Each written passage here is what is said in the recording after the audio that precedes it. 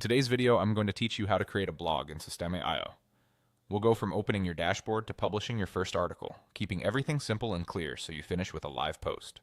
Start by logging into your Systeme.io account and heading to the main dashboard.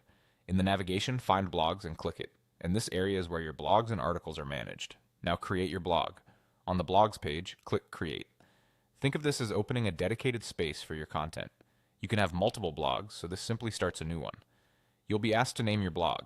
Enter a clear, recognizable name and click Save. Choose something aligned with your topic or brand. You can always refine the wording later, but a simple, memorable name helps readers know they're in the right place. With the blog created, it's time to write your first article. Inside your new blog workspace, click Create Post to add a new piece. This opens the editor and creates a draft for your content. Add your title, your main text, and any images you want to include. Lead with a descriptive headline, then introduce your topic in a friendly opening paragraph.